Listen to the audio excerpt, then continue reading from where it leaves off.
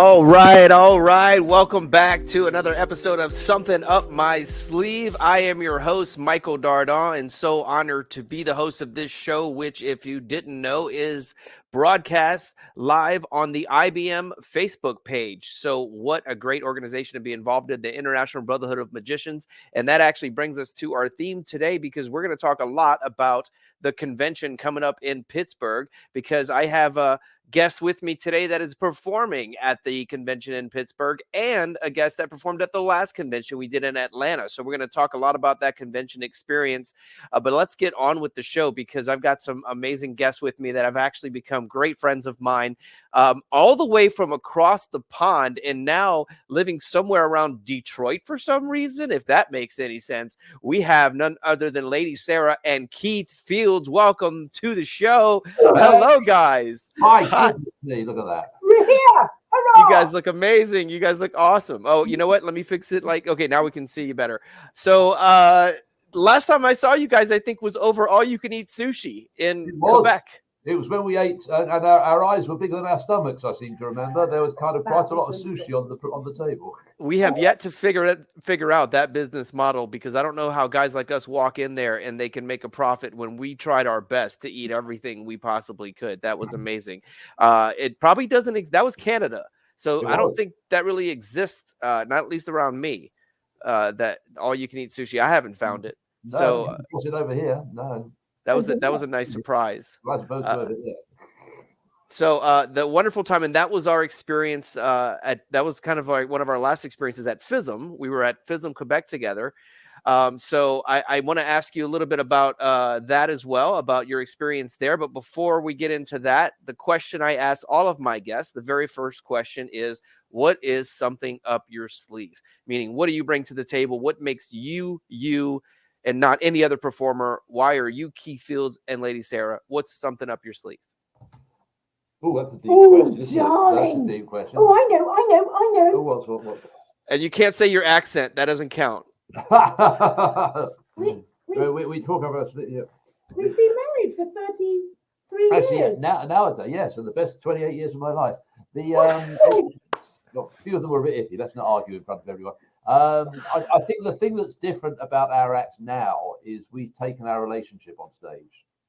Okay. Well, not all of it. No, there are bits we keep to ourselves. Michael, there are Well, it depends on what kind of show it is. I live in New Orleans. You could get away with a lot more stuff on stage here. We live in the Midwest. There are some things I think we might not be able to get away with. No, but we when we decided to take our relationship on stage, it was an interesting journey, because it was that moment of realization that the audiences generally would much rather watch a relationship than watch a magic trick. And when we realized that, it was kind of like the magic is still essential in our show, but we've made our relationship center and us having fun and just trying to make each other laugh on stage. And all that just really works, doesn't it? It just sort of all came We together. enjoy it, darling. Yeah. Hey, You know, what do the audience matter, if really? you want some marriage advice, we're there. Take your whole relationship on stage. It's great. Yeah, we talk about storytelling all the time, and how much more important that is than just being a magician. And that's essentially what you're doing. You're telling your own story on stage. It's just public marriage guidance. That's all it is. Excellent. Some of us are guiding others. So. I just do what I'm told, basically. I find it easier. And I'm so glad and fortunate to have both of you. I was a bit worried, because when I contacted you, I realized, oh, I hope he knows. I want them, obviously want them both, or no offense, Keith, but definitely want Lady Sarah here. But you have. I used to be a star in my own right, but not anymore. you used to be a solo performer. And oftentimes, though, when you have a couple that performs, sometimes they perform separately and together. Sometimes they only perform together. Sometimes, like in a mentalist act, the act doesn't exist without both of them. And sometimes they still do separate performances and kind of want to be branded that way or represented that way. And so it's actually my job to be clear when I'm asking someone, what is it that I'm trying to feature on the show? And I wasn't clear. And I'm so glad that you both were available to do this together, because obviously that's what I was going for. Both. We're a match pair. I mean, Michael, we do still do things individually apart. And Sure. I'm trying to avoid an innuendo at the moment. we do things apart. But you're right. In general, we are performing on stage, certainly in our little place in Detroit. The Magic Soiree. The Magic Soiree. Which, of course, being in New Orleans, the Magic Soiree is a concept. You know, the word soiree is a concept down there, which would be quite acceptable. Up here, we're getting like, oh, is that the Magic Soiree? I didn't think about that. I naturally, you're right. I naturally knew how to pronounce it. Yeah. Of course, my background is French, but that's pretty funny. So I think we had the Magic Saute once. Yeah, we did. This is the whole cooking thing: souffle, saute. You know. Yeah, not one of our better moves. No, we thought it was marvelous branding, the Magic Soiree, and we got the website, themagicsoiree.com as well. So, and that was I feel like you should also grab the Magic Souffle if nobody's done that, because I can totally see you guys. I can see you hosting a cooking show. I think maybe that'll be into the next step in your career. We were. Yeah, I mean, the lounge was taken, the castle was taken. We could definitely do a wine. We could do a wine show, definitely. That's it. Beautiful, yeah. With another guest. Look, here's my tool. Oh, sorry. Love it. If it was up to me, we would make this show all about cats. I became a cat dad during the pandemic, and I actually left the door open a crack. They'll probably make an appearance. They like to steal the show. Well, one of the two is the showman. Fitz likes to steal the show. I absolutely love. We could spend an hour just talking about cats. I love it. Let's not. He was a stray. Nobody wanted him. Yeah. But that's so. Those are the best though, when they find that happy home. During the pandemic, we trained a leader dog for the blind, and that was our pandemic program project. Oh, thanks, Felicity. So we're quite into the old animal thing. We do animals, but not in the Okay, well, I usually ask that question toward the end of my interview, because it always makes for interesting stories about when you ask the magician, do you do animals? Yes and no. Why? And tell me, one of your stories about working with animals. So did you ever work with animals in your show? No, I worked with children. That was bad enough. That's the worst. Yeah. We've never worked with. I think I've used a rabbit in kid shows a couple of times, but we had a hedgehog. You never wanted to use him. No, he was dangerous. He got with the balloons, and it was a mess. It was horrible. Pretty size. Because the hedgehog is like it's got the spiny. Prickly on the outside. Yeah, like porcupine. Porcupine. I couldn't think of the word. Like a porcupine. Okay. Yes. So we didn't use him.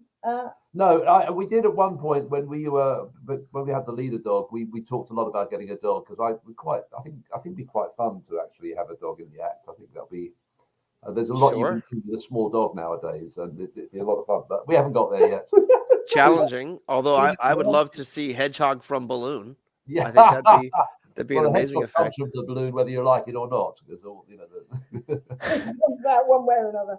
Balloons and hedgehogs, nature's natural enemies. Yeah, they don't get along with everyone, but they do have a point. Yeah, quite a few. Now, did you get that? Yeah. Okay, got that. So I found a video. It's a minute long, and I usually ask ahead of time, like, what videos can I show? I'm assuming it's fine because I think I pulled it from your website. It's the wrapped illusion. All right. Oh, you can. So before we continue, I would love to show that if I may. Yes, by all means. All right, beautiful. I'm going to add that to the stream. Let me make it full screen. And I don't think it's a talking trick, but hopefully we should be able to hear it as well. So that should be here. And yep, there we go. And this is wrapped. And I'm going to put the link in chat as well for everybody, so you can watch it at your leisure.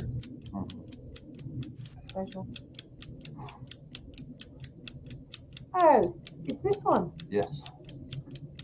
This is the highlights of the illusion, really. Okay, yeah.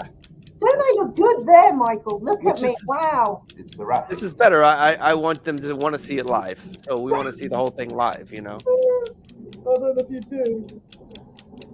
Yeah. I love how fast he's moving. Yeah. It took a lot of practicing to do that.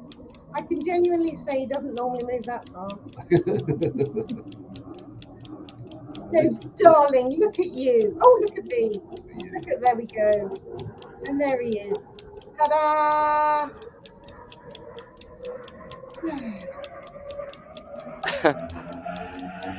Love it. Love it. that Perfectly wrapped. That Yes, that was. I think that based on the illusion by Thomas More, wrapped. We actually purchased that and started working on it, but we loved the illusion, but didn't like the prop. okay. It just seemed too much of a magic prop, really, didn't it? Nothing And it that didn't we suit us. used was magic. And at the time, I was literally just buying a new truck to cart around my school show on. And I walked into a store that sells nothing but carts and dollies and things like that. And I sort of looked at this dolly and I went, I wonder. And that's how it came about. So very exciting. And I showed it to Thomas More, and his first words were, "Why the heck didn't I think of that?" Only he didn't say heck. I absolutely love. I saw it. I fell in love with it immediately. And just so you know, I'm fooled because yes, I've seen versions of Wrapped, but I don't know. There's a lot of illusions that I never learned, and I'm glad I don't know because that is extremely magical to me. I have no idea how it's done. And the fact that you're using objects that people can relate to just makes it so much of a cool effect that it's not some crazy metal contraption we've never seen before. Here's a metal cylinder like one you have at home.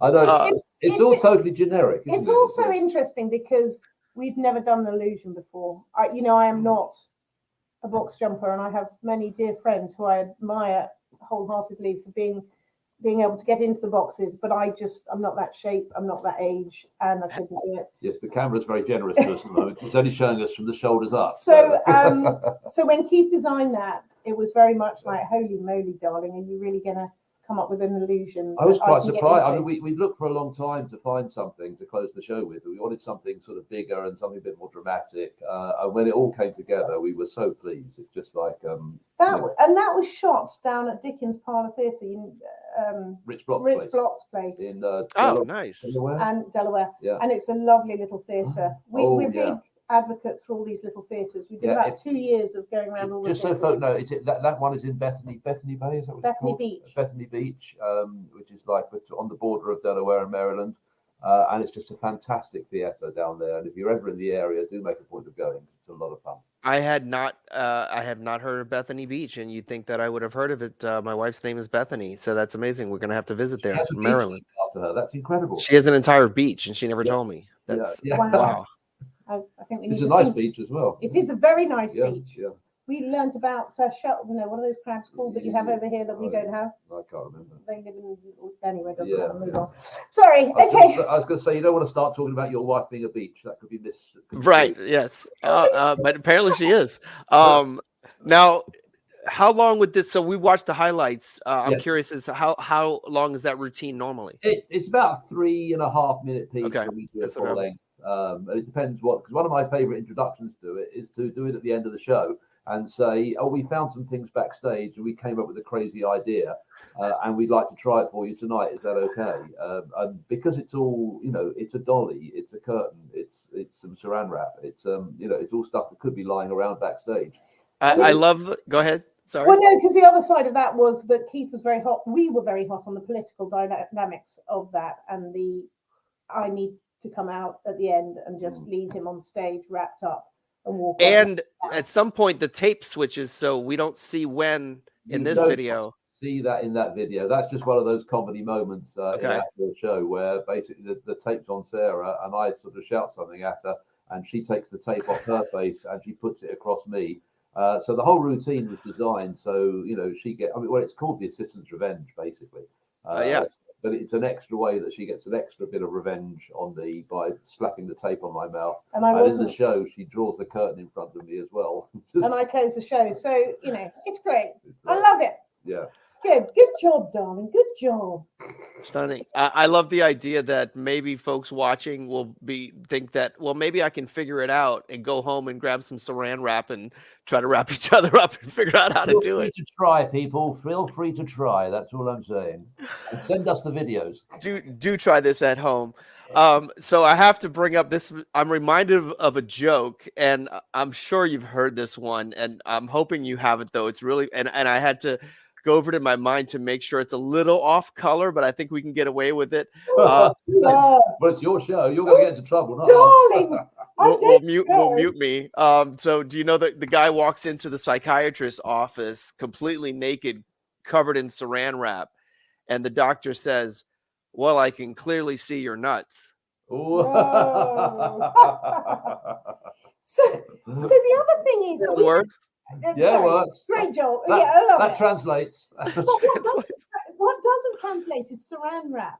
So we're in the UK and we're all talking about cling film, but you don't call it cling film over here, do you? No, in fact, I don't believe I've heard that term. Oh, darling, really? Yes. Wow. Cling film. It clings to stuff. King film. Oh, wait a minute. Does that have anything to do with like the Emperor's New Clothes? No, cling. Oh, cling. Cling film. Oh, see, okay. I went straight I thought it was king, and I was like, oh, well, maybe because it's invisible clothes. Okay, sorry, I connected too many dots there that weren't there. That was brilliant. That was really good. Hey, sometimes I'm quick for no reason. But cling. You're not being chased. Yes, exactly. How long have you been married? Cling makes it. Marriage now. How long have you been married? Oh, wow. That would be 26 years. Oh, so we're your future. This is it. This is what happened. Oh, your future us. Yes. Okay. You know what? Let's go. Let's meet up on Bethany Beach, and have a little vacay together. Sounds like a plan. And you haven't met her, right? So I'll just say, honey, this is us in the future. Yeah. Although, I don't think. Well, now with this hair, you can tell. I don't think you're much older than me, really. Oh, well, maybe so. Okay, so is that my future? Oh wow! I'm this way by choice, not my choice. By choice. Sorry, I really diverted off track then. I'm sure you weren't going to. But this is a magic show, not a marriage guidance show. Is right. Sorry, but that is a long time. Yeah, that's and I was thinking back because I think 25. So this or this year will be 26. I think we did a cruise for our 25th, but we had to postpone it with the pandemic. We postponed it. So actually, okay, no, last Christmas would have been 26. So, but on our 25th, we did a cruise, and we went with Trevor and Lorena. You guys know Trevor and Lorena Waters out of Vancouver? All right. Well, you still have some amazing couples to meet in Magic. They are a couple that performs together, and they're just the most wonderful people. And we booked a cruise together because they're just so awesome to hang out with. And let me tell you, there's not a lot of magicians I would want to be stuck on a cruise ship with. But no, you guys, I would bring you guys. I'd bring them, and I'd bring you guys for sure. I know we would have a blast. Hey, look, we didn't bring a lot of people to eat sushi with us either, right? That was very funny. It was nice. That was really fun. We had a great time. All right, so let's go back to that. If off the top of your head, which you just showed us, what was your takeaway from FISM Quebec? I think my biggest takeaway from FISM Quebec was why I haven't been to FISM before. Okay. Because you didn't explain that. Well, especially when you're. Most of the FISMs have been closer to where you used to live. Yeah, well, absolutely. And I met friends at FISM who have been going to FISM for years, and they never told me how amazing it was. So it's we were astounded at how fantastic the whole setup was, bringing in the internet. I mean, we go to a lot of conventions, we're either performing or supporting others or whatever, but this was an eye-opener. The competition itself, we were overwhelmed by. Oh, there goes your phone. Sorry about that. We were overwhelmed by that. The standard of the performance was phenomenal from beginning to end. And it's kind of like you're going through that. You're sitting through basically 4 days, morning and afternoon of a magic competition. But it's like a magic competition you've never seen before. It's just absolutely brilliant. And you just go think, how good can these acts get? They can't get any better. And then they keep surprising you and they keep being amazing. But Michael, what I loved was the teams, and I'm a bit cheeky, and I'm sure you're going to stop me. But you'd see the teams together, and there was only one guy from England, so we didn't have much of a team. But you knew who the American team was, but the Spanish team came in. There was oodles of them. You couldn't lose the Spaniards. There was loads of them. They were fantastic. They had tech crews.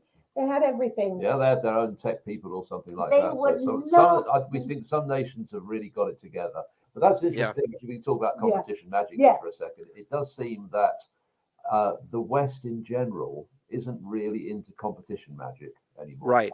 It hasn't become that spectator sport. It's taken a lot more seriously in other countries. And I remember we talked about this in 2015 when we went to FISM in Italy about the fact that we need jackets, we need sponsors, we need like morning workout sessions. We need to act like a team. We need to be Team North America and go out there and act like a team and support each other. And really, it's the team, the camaraderie of everyone helping each other to better their acts. That is where that comes into play. We were really behind Team America. We were there to support and encourage Eric Tate, who did incredibly well. But the stress level was so huge. I can't imagine what these guys go through. Yeah, doing this. unbelievable. And so seeing the teams coming in, and you're right, we need the camaraderie. Yeah, it was interesting. We sat at one point with the guys from South Korea. Yeah, with South Korea, and we were talking to them about how they work, but they can all do each other's acts. Right. That's part of their learning process. Is they know it that well. They know each other's acts that well, so obviously they wouldn't be as fluid with it, and they're not as polished, but they know all the moves, and they work together. They share techniques, they share ideas. They're big on sharing. They're really big on sharing. Yeah, it's a whole different sort of ethos, really. No, go ahead. Well, no, we've just been to NEMCON to perform there for the New England Magic Convention. My geography is doing really well. In Connecticut. Yeah. And somebody asked, what do you think of the future of competitions in America? And there was a young kid there called Blaze, who I'm sure many of you know. And people saying, actually, he is the future. He's sharing, he's giving out information at such a young age. So I think the future of magic for America is incredible. It's just the competition magic we haven't got. And there's a thing about it. We took a couple of the guys from our local magic club down to Tennessee and persuaded them, we bullied them into going in for the magic competition down there because we thought it would be a good experience for them. It's a new performance place, and it gives them something to aim for. It gives them a sort of a deadline to aim for, where they had to put together an act within certain parameters. And I know that they both grew tremendously through the experience. So competition magic is very valuable, and it's a way of growing. It's a way of driving ourselves forward. But as I say, it just seems to have dropped off the American psyche somehow. And it's a shame. We need to get that back. And in a sense, we did have some of that, because when it was on the competition scene, I remember myself, Shin Lim, Ruben Moreland, Ed Ripley, we would go to the hotel room and just take turns doing our acts over and over and over, watching them over and over and over, helping each other from every angle. And at one point, I don't know if you remember Shin's second act, not the smoke one, but the second act he did with the cards. Ruben basically did learn it. He basically could do like the whole act. It had gotten to the point that he knew the act, and picked up his props and just started doing it, and said, like, I think I could pull this off, because he had watched it so many times, and because we did have that friendship that just developed out of friendship, supporting each other and watching each other perform over and over. But it's more so, I think, if we can get more support from the community to make it feel like we have a team, especially when we're going to another country to compete. Yeah. We don't have to hang on to our mentorees. It's a matter of we're all working towards one goal, which is, to win. Yeah. But for America to win, North America to win, and I think that's so important. It's not just about, this is my guy, or I've mentored him. I think we go into it together. Yeah, I think we talked to a number of people since going to FISM, and just trying to encourage. It's finding the right people, because we have some very good people over here who would be able to guide and help people through the process. Sure. Yet I think that people who go through the process, more often than not, they kind of feel they have to do it by themselves, because there isn't an established support network for people that want to do something like FISM.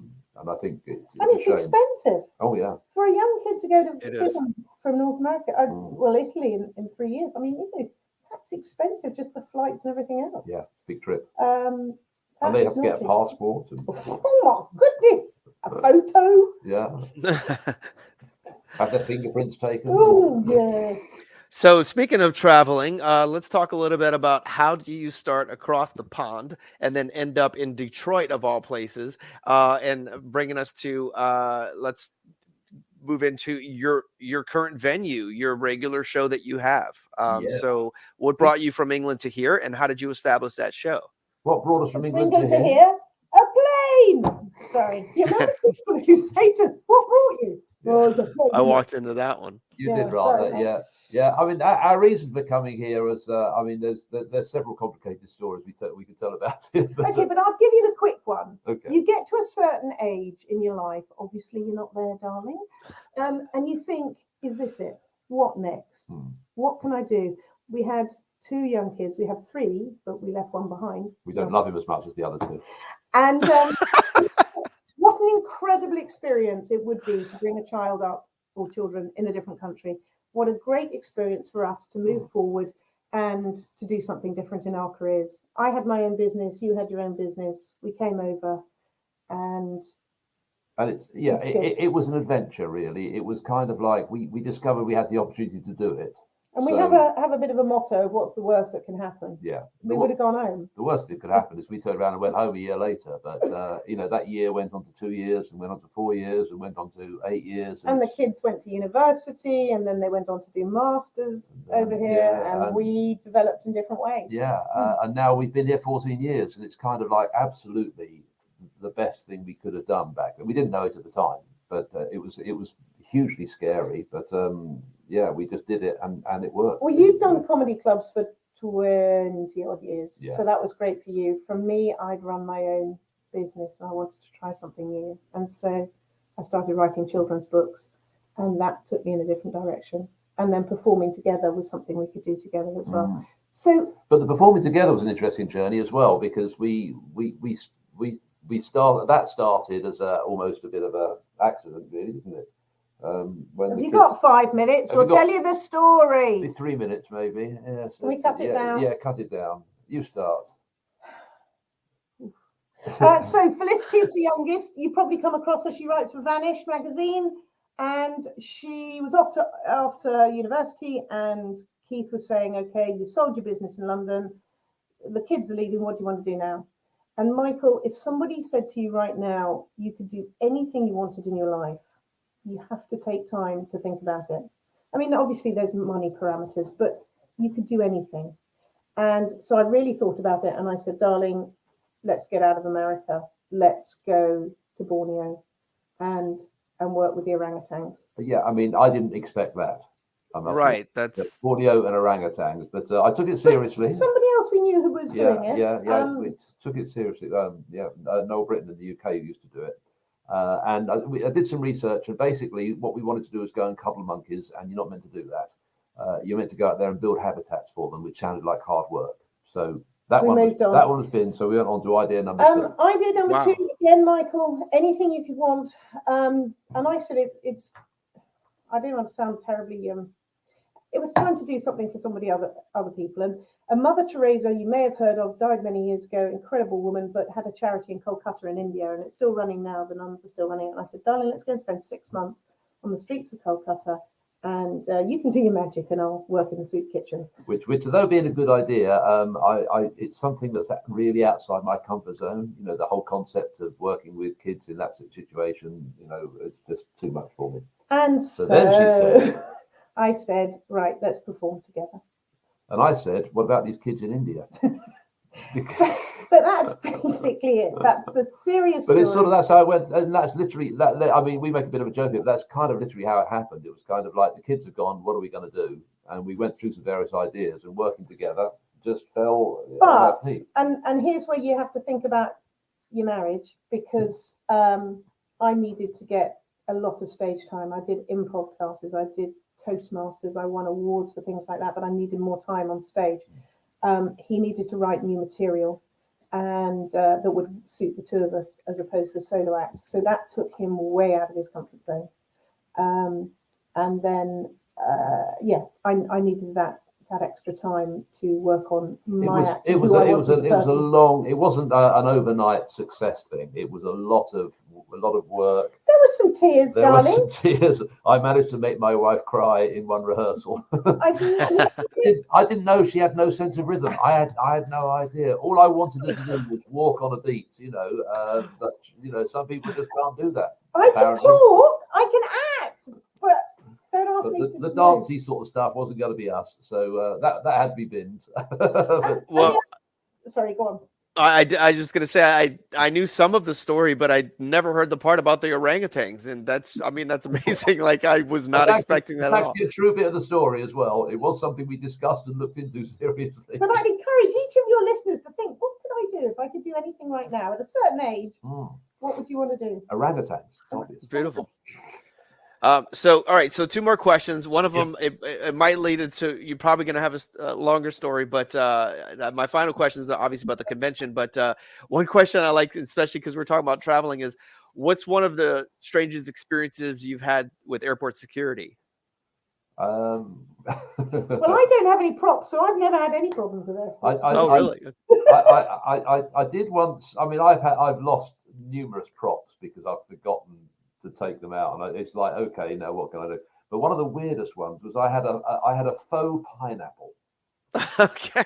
By a faux pineapple, it was the sort of pineapple that you walk into a restaurant or a hotel and they have a bowl of fruit and it's all fake. One of those. Okay. Which I used to use for my chop cup production, the chop cup under the hat, my bag went through, and they went through a second time, and it went through a third time, and then they opened it up and they took half a dozen items out, including this faux pineapple, and put that through. And apparently they told me there was something inside the pineapple and they didn't know what it was. And I'm going, well, it's it's a plastic pineapple, really. But they ended up taking it away from me. Wow. Why, I have no idea. But why they were so worried about this. It was probably a signed card. Yeah. No, they've opened it up and there'd been a dollar bill inside with the corner missing or something. Exactly. All right. Well, that's amazing. I always get such great answers to that question. Yeah. Faux pineapple. So what can we're going to have you at the IBM convention.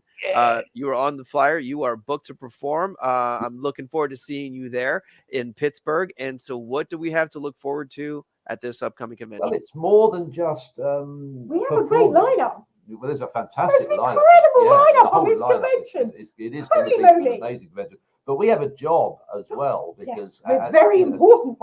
As you're probably aware, I threw my name into the hat, and I've ended up being involved with the committees that run the IBM.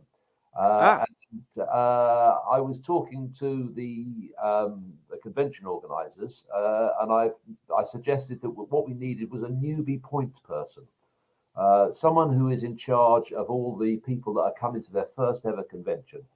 So what we decided to do is to find someone that could fulfill that role, so we make sure that their first convention is the best experience they could possibly have, so they will then want to come back year after year, like so many of us do. And who's going to be that? Well, that's us, darling. You and me, yes. Because if you actually suggest anything to the IBM, basically they say, that's a brilliant idea, you do it.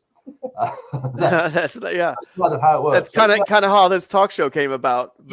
Talking with Alex and Billy, they're like, I said we should have more of that stuff. They're like, yeah, it's a great idea. Why don't you do it?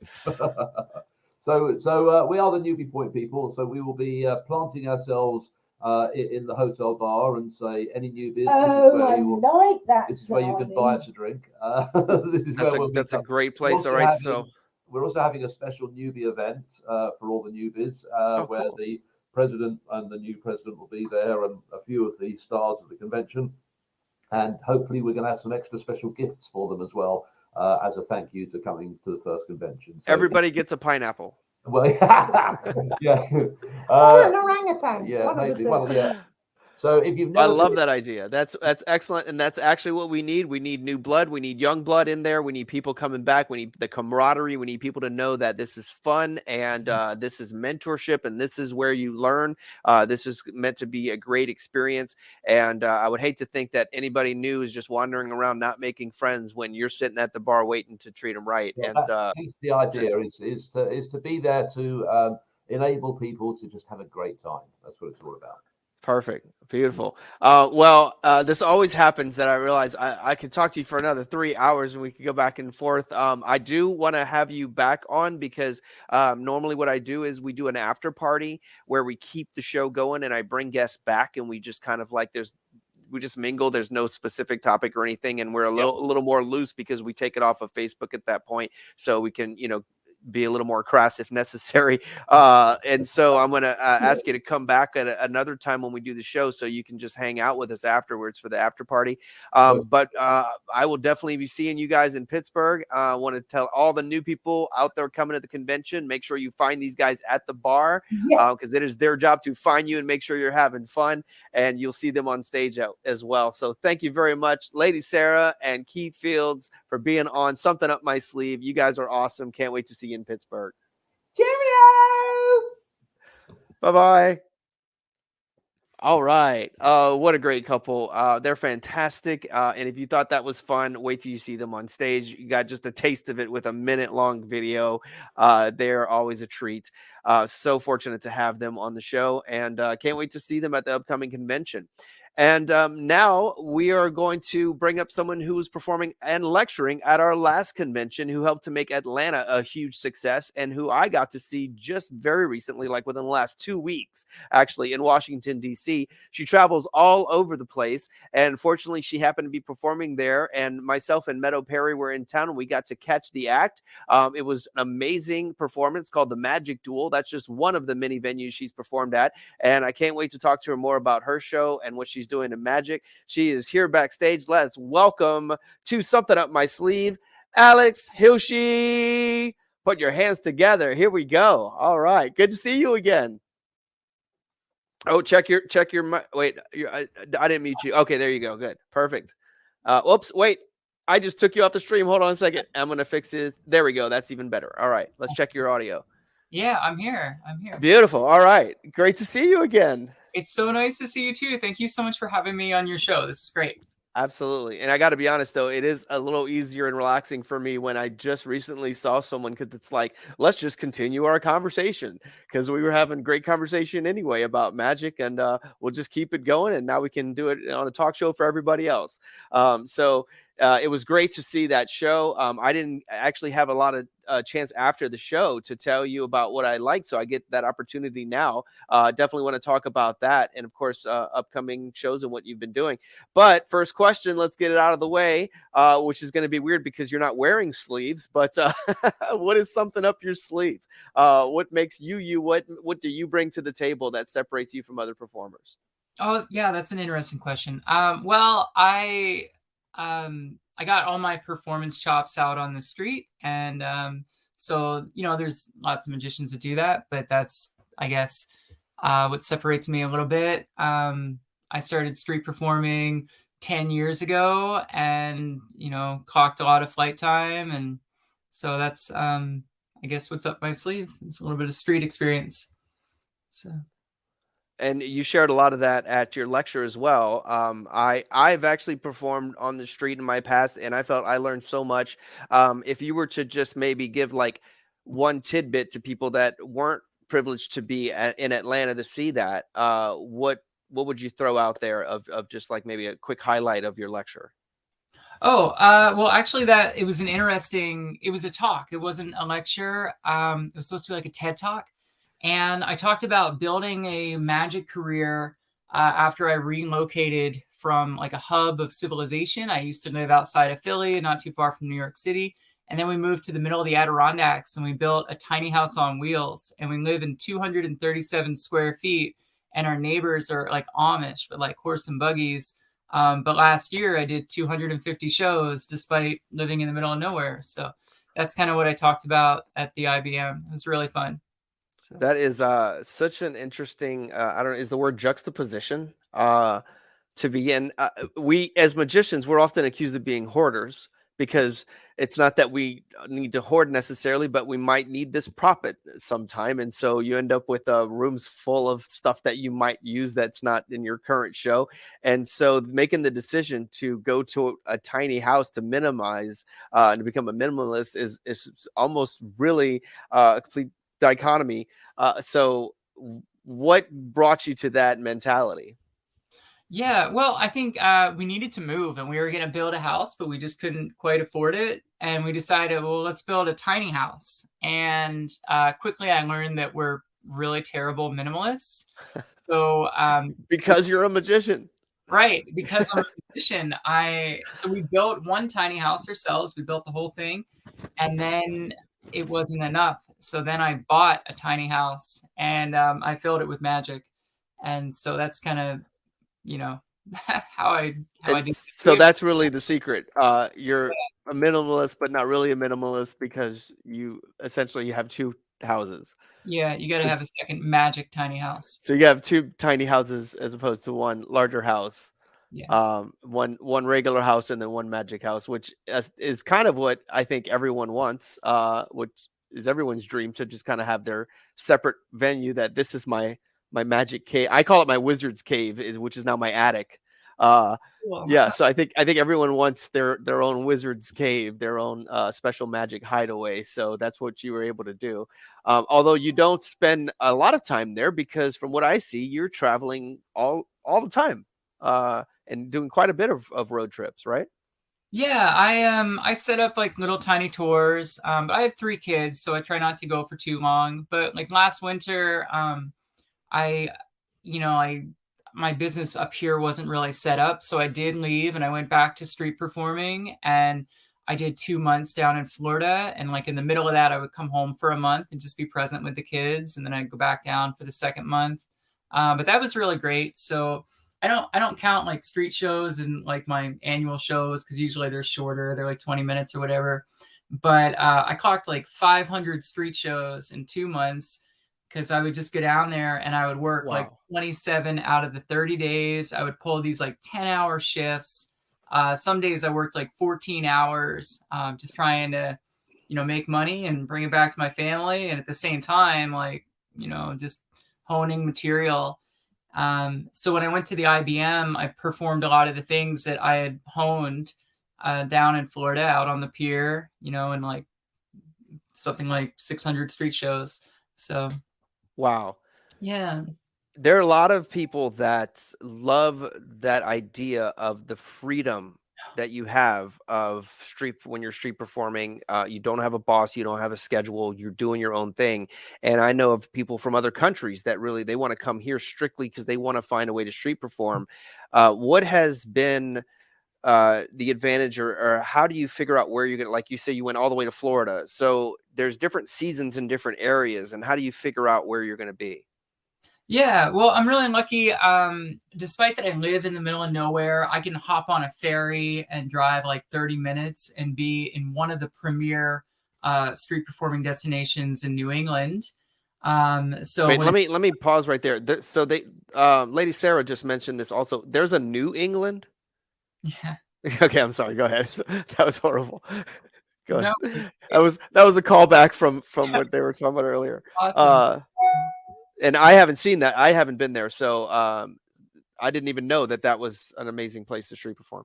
Yeah, in the summer it is, but then it gets really cold. So like last winter, it's just too cold. It's like negative 10 degrees out here some days, and there's like many feet of snow. So that's why I would go south. And so Florida is just at the time, it was like a really friendly, nice place to work. And, I found some good places to work down there. So yeah, it's cool. You were telling me a story about when you street performed in New Orleans, my hometown here. And if you would share that one, I loved the story. And it's kind of like, there's sort of a chain of command when you want to figure out your position on the street. And sometimes you have to deal with, it's bad enough to deal with magicians, but then sometimes you have to deal with these other types of performers. So you were talking about the guy with the football, who I see all the time out there in Jackson Square. Tim, the Gold Man. Gold Man. Yes. Yeah. So, I was always taught that like the law of the street is whoever gets to the pitch first, it's yours for the day, unless there's some kind of regulations by like, the town or city. But apparently not so if you work Tim, the Gold Man's pitch. So Tim, the Gold Man is a living statue, and he's a really nice guy. But he, his clothes, like he wears this, well, at the time is like 10 years ago or something, but he wore like really ratty, like hoodie, and like his pants had holes in it. And I think the reason is because like every day he spray paints with like dollar store gold spray paint. He covers himself, and I think it like eats away at the clothing, I don't really know. He spray paints his face, his everything, dollar store, just in an alley. Well, anyway, every day I would wake up super early and I'd take the streetcar down to the French Quarter and I'd get to the pitch. And I'd be like, yeah, it's mine for the day, And every day Tim would show up and he'd say, hey, this is my pitch. And so he was nice. He gave me an out and he would say, but you can work it if you buy me a 40. So every single day I would, leave my stuff and walk over and buy him a 40 and, enable his, probably alcoholism, which is kind of sad. But yeah, so that was how I spent some time in New Orleans. So I mentioned to you how I've done a human statue, and I've painted the clothes, but I get the face paint from the face painting community that's meant for the skin. And I've actually done it mainly, not really in the streets so much. I've done it in movies and films and commercials. And I've always wondered, though, because I've met a few of these guys. I remember I gave one of them a ride home, and then for months, my back seat was covered in silver, and it was hard to get off. Are they ever concerned about the fact that they're using this acrylic paint on their skin? Because that cannot be good for, if it's dissolving his clothes, it can't be good for his skin. Yeah. Well, I mean, I don't think all human statues use dollar store Krylon spray paint. That's just what he did. And I don't think he was worried about it, So I'm surprised that I never saw you out there since what was the last time you were in the New Orleans area performing? It was, I guess it was 2015.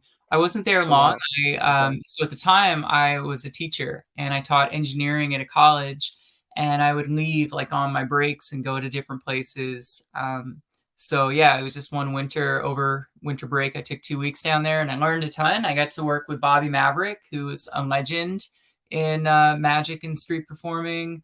I think Emmett Miller, who is back in New Orleans now, he was a legend there. I think he's actually in a wheelchair now, so he's being really resilient. He's street performing out of a wheelchair, which is really. I did not know that. I've seen Emmett out there many times, but not recently.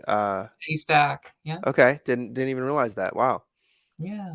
And you were smart to come down here in the winter time. I was going to ask you if you've ever tried to work into the summer, because our summers, and I'm sure you know this if going to Florida, our summers are brutal. Yeah. And that's the last time I would want to be out there trying to do a street show. I was down there for a bowl game. It was Alabama and I forget who else. There's so many people, and I was there like over New Year's, and I mean it was insane. It was great money, and I made a lot more per week than I ever made teaching engineering at a name university. So yeah, New Orleans was cool. It was really neat. It's definitely a magical place. Yeah, I hope you can come back and hang out and visit when I'm here. Or, well, if you can make it to the SAM convention, which will be in New Orleans, July. Of course, that's the summertime. I wish we could move it to another time because it'd be much more enjoyable whenever you're outside, but we're going to do mainly indoor activities to make sure everybody has fun and isn't melting. So let's go back to that awesome show that I got to see. And thank you so much for inviting us to that. What a beautiful night that was.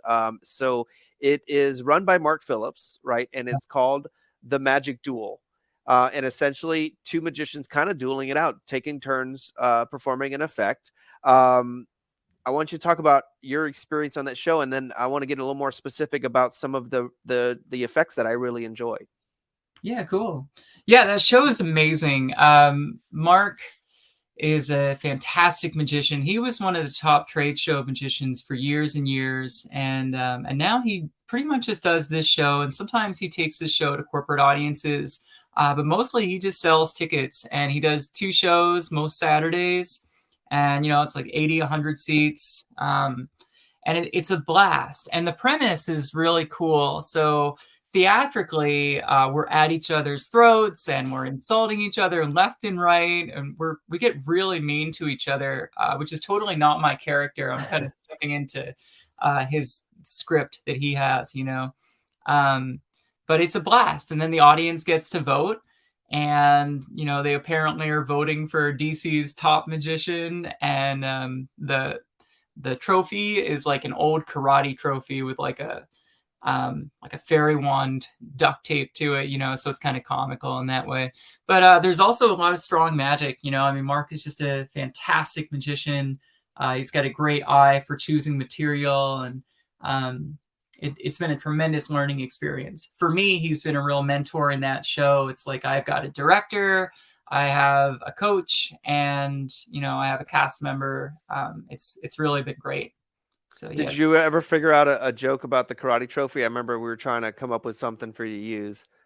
Yeah, I've thought about it. I'm sure that the next time I'm down in DC, Mark and I will probably workshop some more jokes, because you're right, there's something there. I was trying to work out something. I didn't have the wording right. It's about like, you're that good of a magician that you have a trophy in karate. Something to that effect of like, an award-winning karate practitioner. Or I see you had to take up karate because you were a magician in high school. I think probably anybody who picked up magic as a hobby in high school also wish they knew karate because they were going to need it. So yeah, there's a joke in there somewhere. We'll have to keep playing with it. But also, I had never heard that line before about the wand, and the trophy had the wand with the star on the end. So I thought that was a kind of a nice callback or visual callback to what you said, which was just one of those touching moments of, I forget how you phrased it, but talking about the magic wand. Yeah, so that's an interesting story. There's a joke in the show where I'm trying to curry favor with the audience, and I'm talking about my 4-year-old daughter, and she says, "Hey, Mom, that's not a real magic wand." And I said, "Why isn't it a real magic wand?" Because a real magic wand has a star at the end. Well, kiddo, when you hold the wand, it does have a star at the end. And it's just kind of this touching. It's an awe moment. Yeah, then I throw the hook, and my 4-year-old daughter is apparently saying, "Win it for me, Mom." But that's not my joke. That joke belongs to Pete Wardell. And I heard him deliver that joke like 10 years ago, and I cataloged it. I just loved it and loved it. I never had a use for it, but when I came to the Magic Duel, I saw that it would be perfect. And Mark and I reached out to Peter Wardell, and we made an arrangement for that joke, because Mark loved it too. And I think Pete was really flattered, because it had been 10 years ago. He developed it for a competition, and he thought, well, this joke's gone, but now it gets used in the Magic Duel, which is kind of cool. So I love hearing those stories because, we always hear about people that don't really put any thought into someone's original material, and they just like, oh, that's mine now, and just take it. And the thing about our profession is, because you have to learn the mechanics, you end up learning the routine along with it, and don't even realize that you're just doing a paint by numbers act. You're just doing that guy's act. You're doing it the exact same way. You put no originality into it. And so I really appreciate when someone does just catalog where they heard the joke, make sure they can use the joke, get approval, and it's just a joke. Some people are probably like, what's the big deal? It's just a joke. But it can be like sometimes the highlight of somebody's show, and it's meaningful, and it's not just a joke. It's original idea that you want to make sure that you're doing properly. And so I truly appreciate that. And I love, and it comes with, anytime you do that, it comes with such a great story about how, well, to write this in my show, we talked to this guy and talked to this guy and got it. That's wonderful. It's just a wonderful history in our art to hear it that. Meant so much to Pete. I think he was so touched. That this had lived on for so long in my mind, and then it's seeing new life. It's really cool. So one of the routine we saw so much classic magic, but classic magic just done so well. And I so appreciated that act. And I love the fact that you pulled my friend on stage. I was going to ask if I guess you don't know if they keep the secret, but he was perfect because afterward he wasn't going to tell anybody anything, assuming that obviously he has to know something if he's, supposedly guessing this other guy's card and he's not a magician. But he refused to tell anybody anything, which makes the perfect volunteer that gets it, that like, nope, I'm going to keep the secret. I'm not going to ruin the illusion for anybody. So he was perfect. And I was so happy to see him on stage. But one of the routines that, and maybe it's not your original idea, but I've seen many versions of a 6-card repeat.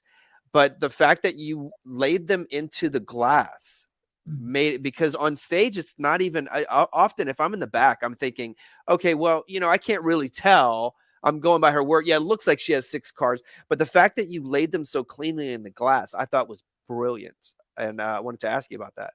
Yeah, well, once again, I can't take credit. I mean, I'm standing on the shoulders of so many giants. I believe that is originally a Clark Crandall idea to put it on a plate, and then Whit Hayden, or Pop Hayden, I guess, he is the one who brought the little chalice, Nice, the brandy glass or whatever it is, and then dropping the cards comically. That's all Roy Benson. So I've always loved the 6-card repeat. I actually lived the traditional story. I went to a magic show when I was a kid, and somebody did 6-card repeat, and I loved it so much. And I later met a magician in my town, and I did the cliche story. I said, hey, I saw this trick, and this guy had 6 cards, and I went through it. And the guy didn't show me how to do that. He just did a bunch of split fans, and I was blown away, but I was also like 8 years old and I couldn't do split fans. Eventually I learned how to do them when I was like 19. But so ever since I was like 6 or 7 years old, the 6-card repeat has really had a soft spot in my heart. And so that comedy version is pretty cool, especially because Mark Phillips' show is a comedy show first. In fact, he even bills it as a comedy show. So, comically dropping the cards is kind of perfect for Mark's show. So, yeah. Fantastic. It was obvious that your routines, that you had honed these skills. And one thing that, for those that aren't very aware of street performing, I wanted you to talk a little bit about how, because obviously you want to make money. And when you're working that as much as you have, you're there because you're making money, you're bringing it home to your family. But also, if you want to work out a routine, I can't think of a better way to get it down than being able to handle it from any angle and put up with anything that's going to happen on the street. Yeah. Yeah. Oh, it's totally true. One of the things that I'm kind of known for among some magicians is fork bending, and you are too. And I think we've talked about that a little bit. Well, but it's very different though. Like, because mine's more of a gag thing where I take it a different way. So the actual for I can't take any credit for actual bending of like what a mentalist would do, because it's very different. Yeah, what you do, it takes a lot more skill. Mine's mostly comedy. Yeah, but thank you. Yeah, you're welcome. But so I use a gimmicked fork. I do use the liquid forks that Morgan Strebler talks about and all that stuff. They're put out by David Penn and World Magic over in the UK. And they're just a little bit softer. They're basically the old Winco Dominions, but they've been heat treated a little bit differently. But anyway, I ordered 1,000 of those, and I bent 100 of them in front of a mirror, and I bent the next 900 of them out on the street over the course of a couple of years. And 900 performances of the same routine. I eventually took that to magic conventions, and was booked to perform at magic conventions. And the magicians afterward would come up and say, "Oh, that's so amazing! We didn't see you switching the forks. How many forks did you ring in?" And I'm looking at them like, I didn't switch any fork. It's just that I've done it 900 times on the street, So yeah, the street, if you want to get good at something, you can go out on the street, and it's really great because you get this feedback. And if it's working, you get paid and people stick around. And if it's not working, they either don't pay you, they don't pay you much, or they leave. So as you get that feedback, you can just make fine adjustments and then do it again. And I mean, I could bend 30 forks in a day if my goal wasn't to do big shows and just to do little tiny sidewalk shows. I could do that act 30 times, and adjust it, little micro adjustments. And by the end of the day, it's like a totally different, act than it was at the beginning of the day, Well, you do anything 900 times, Yeah. and you better be pretty dang good at it at the end of 900 times of doing something.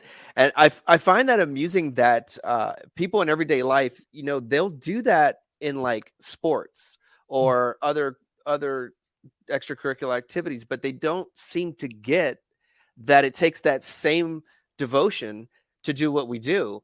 And so a lot of people, they'll try something, try a card trick. It fails a couple times and they give up on it. But yet, that in anything else, whether it's playing the piano or going out to play a sport, you have to create that muscle memory and do it over and over and over and over. And it boggles my mind. Like, why is it that in this profession, people don't see it? Is it because they just think that we have powers, that it just comes naturally, or what? I don't know.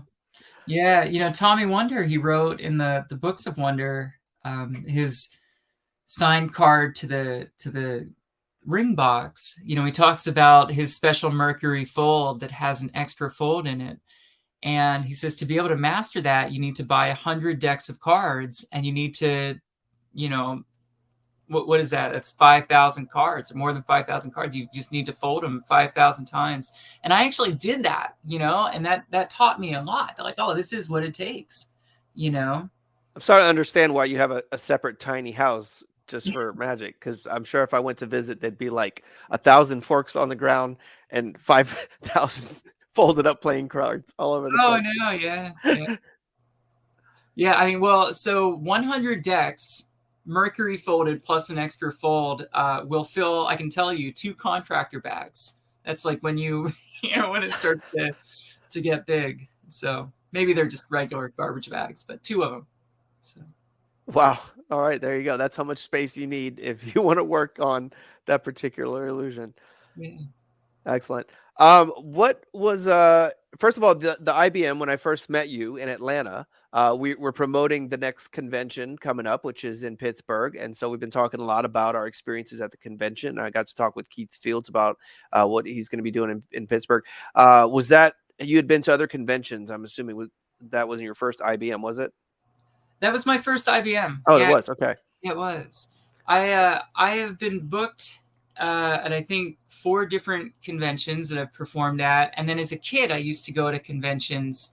I used to go to the Hank Lee's conventions up in Cape Cod, and I don't know whatever happened to that guy. He seems to be gone, and that's a joke.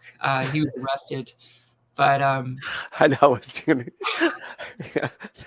What happened to him? Yeah, but for like, I guess 15 or 20 years, I didn't go to magic conventions until I started getting booked at them. But it's been really, really fun to come back at them and to be on that kind of the back end as a performer has been really, really fun. It's been cool. And so I'm assuming you were booked through Sean Farquhar booked you for the convention. And so where did he find you? How did he find you? He found me on YouTube, and oh, wow. Yeah, so I'm not a YouTuber, but during the pandemic, I had 3 kids, and I was homeschooling them, and I was really lonely, and just trying to like stay sane and connect with the world. I just started to put videos out on Facebook and then YouTube, and actually that is how I built my current career, because I was a street performer for 10 years. Nobody cared about me. I just collected my hats, and no magicians knew who I was. But then when COVID happened and just putting these little videos out, I got popular pretty quickly, and I landed on the cover of Vanish International magazine just because of, some Facebook videos that were out there. And then Sean, same thing. He saw one of those COVID era videos that was like in my bedroom, just doing the cups and balls, and booked me right there. So awesome. And other than getting that experience of having other magicians actually love your stuff and get confused by your stuff and kind of give you that feedback from your peers, what was your takeaway from the convention in Atlanta? What do you remember most about that experience? Oh, it was amazing. I think the big takeaway was the fact that I didn't go outside for 6 days. Like I didn't step outside. And like I'm an outdoorsy person. I mean, working on the street, and I work at a theme park. I mean, I perform outside, and I didn't go outside for 6 days because I was having so much fun, and I didn't want it to end. From the time I would wake up to the time I'd go to bed, it was just a blast. I mean, all the friends that we make at these conventions, and the old friends that we see. I've actually met magicians out on the street, and 2 of them were at the IBM, and they were like, "Hey, I saw you out on the street." It was cool. Well, there was no reason to go outside because Atlanta also gets not as hot as Louisiana, but pretty dang hot during the summer. And the one time Meadow Perry went outside, she got attacked by a bee. So you were better off inside anyway, hanging out with the magicians. Yeah, it was so much fun. It was so social, and it just I loved it. It was awesome. So closing question, and then I'd like to, if you have a little time, keep you around because we still have Lady Sarah and Keith backstage. And so what I'll do is we'll say an official goodbye to the IBM, but then I'll keep the broadcast going. And then if people want to see a little bit more of our jam session behind the scenes, they can see that on my Twitch channel, which is Not That Magic Mike, is what I call my magic channel on Twitch. But I have your promo video from your site. So I thought I would close it with that in a moment. But my closing questions, I'm curious, what have you tried to get through airport security? Do you have any of those stories for us? Well, I or across the border. I got laid over in Amsterdam with another magician, Michaela Oz, and we were going through customs, and they said, "Well, what is your business?" And we told them that we were on our way to Sweden to do a magic workshop with Tom Stone. And I think the lady was like skeptical, and she's like, "Well, prove it." And I'm like, "Well, what do you mean?" She's like, "Prove that you're a magician and that that's your line of work." And so I was forced to do magic in Amsterdam for a customs agent. So I guess that's probably the best I've got. That's fantastic. In the middle of an airport, and you got to do a magic show for people randomly. Yeah, they kind of pull rank a little bit sometimes when they realize, hey, they're going to get a free performance out of this, or at least something to talk about. I guess so. Yeah, I was wondering if they make like accountants, do their paperwork or something too. Like why did I have to prove it? But it was fun. You're right. Prove that you're an accountant. All right. So is it okay for this is your video, I believe from your site. So is that okay when it's kind of your highlights reel? Sure. Go for it. Cool. I'm going to pull that up. I'll pull everybody backstage. We'll close with this video, and then I'll pull everybody back up so we can chat a little bit and just have a little jam session for a few minutes at the end of the show here. So thank you guys for tuning in. Don't forget to register for Pittsburgh. It's going to be outstanding. That is the next IBM convention coming up in July. You're going to see some amazing performers there, and we'll have more of this show online as well. I have been thrilled to welcome amazing guests like Alyx. Let's take a look at her promo video now and see a little bit more about what Alyx is about. And thank you so much for joining us today.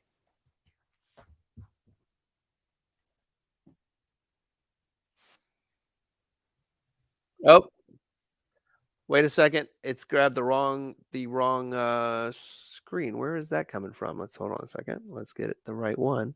That was not you. That was like The Office. Let's try that again. All right. Share screen. Oh, I'm sorry. That was it pulled it. It didn't go to your video, went to your website, and then it was just showing after I'd watched your video, the next YouTube video. So I'm glad I've been watching either Grand Theft Auto or The Office bloopers, because it wasn't something completely embarrassing that pulled up from my YouTube history. Now you know exactly what I've been researching outside of magic. Here we go. This is the right one. All right, take 2, everybody. Perfect.